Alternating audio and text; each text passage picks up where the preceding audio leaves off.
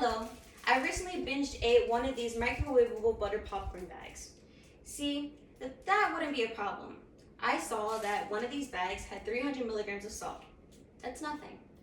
But in fact, one of these bags was 3.5 servings, so I had eaten almost 1,000 milligrams of salt. I was astonished. Now I want you to think of the last meal that you ate. Do you know how much sugar, fat, salt was in it? Probably not. So understanding that these little significant details can make a huge significance to your health. I propose that all of you guys should start reading the nutritional labels on foods.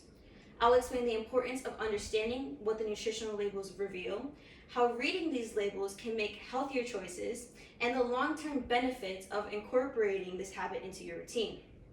First and foremost, what do these labels reveal? What do they even look like? So this is an average nutrition facts label that you will find on the back of any foods, specifically processed packaged foods. It's a requirement at the top of packaged foods, and according to Understanding Food Labels 2024, nutrition fact labels, you will find the total number of servings in the container and the food or beverage serving size. The serving size on the label is the amount of food that people typically eat at one time and is not a recommendation of how much you eat.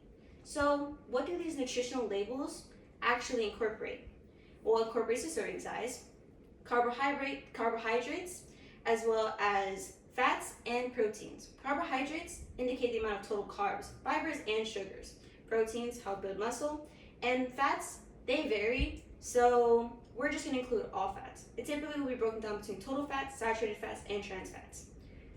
But what about calories? People are always scared about calories. Oh, this is too many calories, this and that. However, according to the U.S. Food and Drug Administration, calories provide a measure of how much energy you get from a serving of this food. So they're not always negative, and you do need calories in order to survive. Then it also has micronutrients, which is a list of vitamins or materials in small amounts and overall health. So the vitamins can include A, C, D. Orange juice has a lot of vitamin D in it, and other minerals that include calcium, iron, and sodium. Sodium in this case for me was salt. It also has the daily value percentages. So on a 2,000 caloric diet, it shows the amount of nutrients that the serving size will contribute to that 2,000 calorie.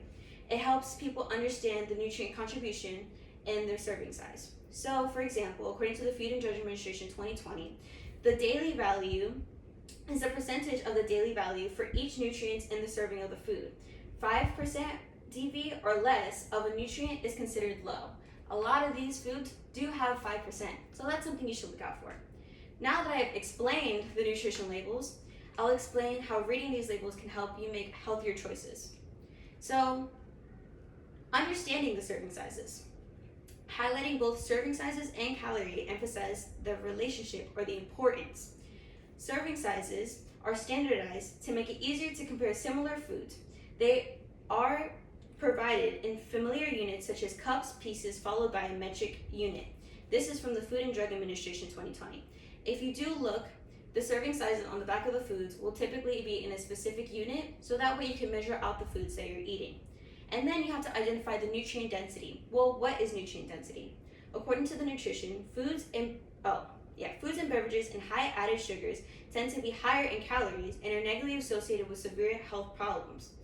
So choose foods that are rich in nutrients. This will help you, you will need more of and lower of nutrients you should limit. This will help you figure out, okay, well, what should I add to my diet and what should I take away? By putting this into your daily routine, now we can see, okay, well, what long-term benefits does it bring me? Well, for example, the long-term benefits could be prevention of chronic diseases. Food labels help us stay healthy, and we have some basic knowledge of good nutrition and eat a balanced and varied diet. Well, with this, according to a study done by Viola, Banshee, Croce, and CRT in 2016, chronic diseases related to unbalanced and unhealthy eatings have definitely become one of the major issues in modern age, not only in Western countries, but also in ones that rapid economic growth has increased in global prosperity levels. Well, what does this mean? This means that in the United States, because of our rapid growth, we have foods like this available for access, versus in other countries, it's unfortunate, but specifically low economic available ones, they have better foods for them, fresher foods even, because they're living off the land 9 times out of 10. So adopting healthier eating habits can reduce healthcare costs associated with these chronic risks as well. So that means you're saving money long term. In conclusion, don't be a victim of ignorance.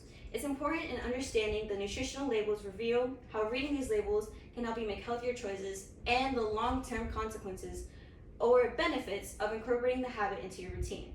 If I were you, I would start paying attention to the nutritional labels on the foods you eat. It's never too late. Remember, knowledge is power, especially when it comes to your diet. Thank you.